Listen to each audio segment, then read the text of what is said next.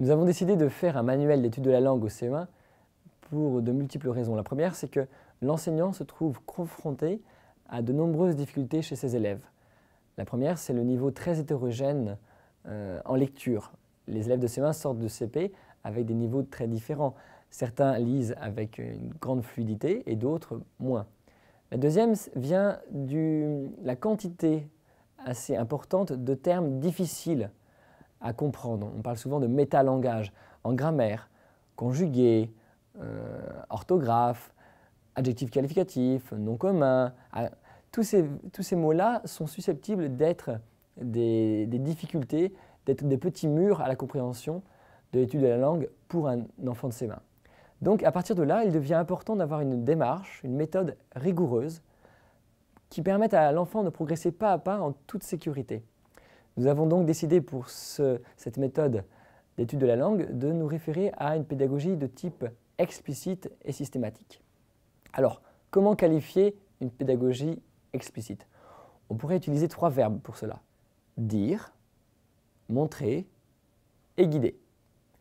À l'étape du dire, l'enseignant met en lien, révèle le lien qui existe entre les connaissances antérieures de ses élèves et les connaissances nouvelles qu'il va être amené à mobiliser au cours de la séance.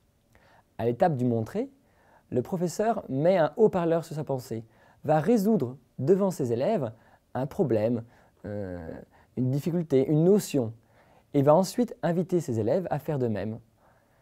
À l'étape du guider, l'enseignant se rend très présent par un questionnement fréquent avec ses élèves, à partir d'exercices, pour ajuster la compréhension de la notion chez ceux-ci. Cette étape est très importante en pédagogie explicite.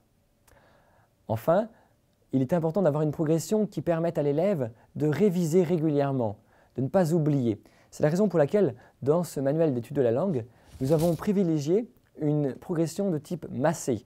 Chaque notion est travaillée sur une durée plus ou moins longue, mais qui permet tranquillement à l'élève d'avancer sereinement et d'approfondir sa connaissance et sa compréhension de la notion. Par exemple, dès le début de l'année, le nom est travaillé sur 3 à 4 semaines.